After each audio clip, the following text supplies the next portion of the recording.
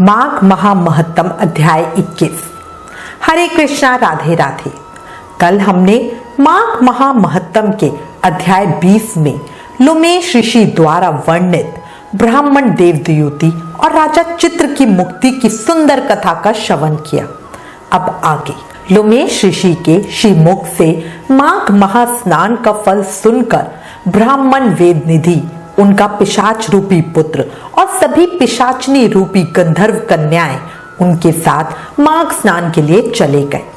इसके बाद वशिष्ठ जी कहने लगे, हे राजा दिलीप, बहुत से जन समूह इस संगम में स्नान करके सुखपूर्वक मोक्ष को प्राप्त हो गए।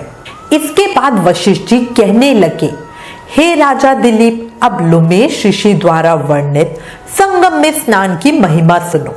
संगम स्थल पर पहुंचकर लोमेश ऋषि ब्राह्मण वेदनिधि और सभी पिशाचों को कहने लगे, इस तीर्थ को सब श्रद्धा पूर्वक देखो।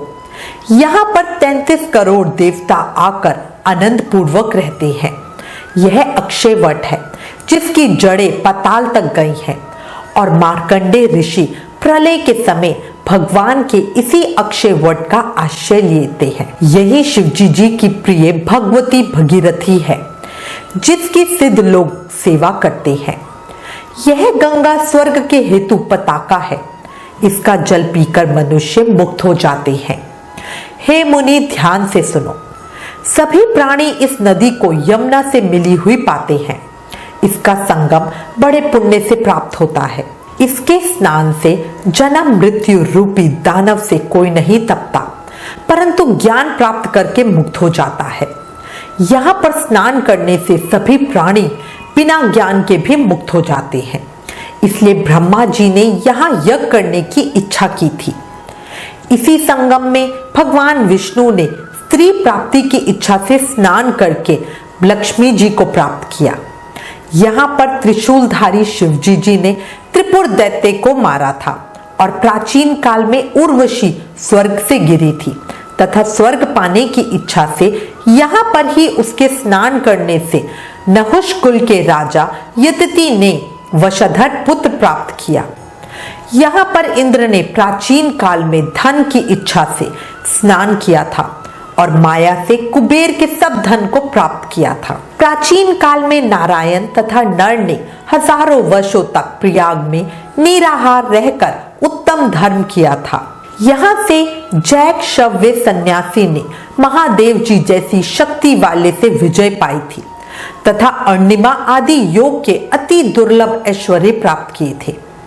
इसी क्षेत्र में तपस्या करके श्री भारद्वाज सप्त ऋषियों में सम्मिलित हुए। जिन्होंने भी यहाँ स्नान किया सबको स्वर्ग की प्राप्ति हुई।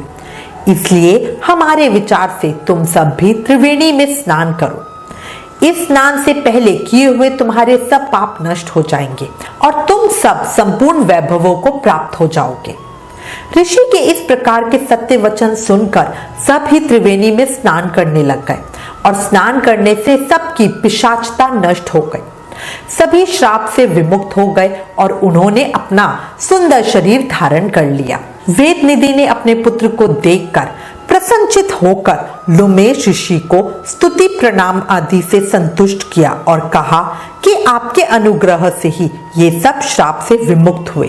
अब आप इन बालकों के योग्य धर्म को कहिए। इस पर ऋषि लोमेश जी ने कहा कि इस युवा कुमार ने वेदों का अध्ययन समाप्त कर लिया है, इसलिए अब ये इन कन्याओं के कर कमलों को प्रीति पूर्वक ग्रहण करे।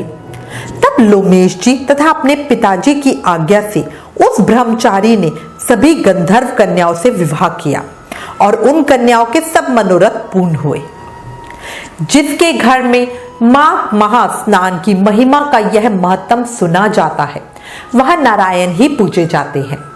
पुष्कर तीर्थ में, प्रयाग में, गंगा सागर में, देवालय में, कुरुक्षेत्र में तथा विशेष करके काशी में इसका पाठ अवश्य ही करना चाहिए।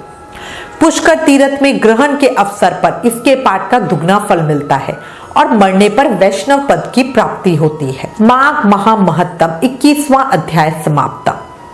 प्रेम से मन से जाप करते रहो। हरे कृष्ण कृष्ण कृष्ण हरे हरे, हरे राम राम राम हरे हरे। याद रखो, कलयुग केवल नाम आधारा। नाम जाप से ही कृष्ण प्रेम भक्ति मुक्ति पाई जा सकती है। राधे राधे।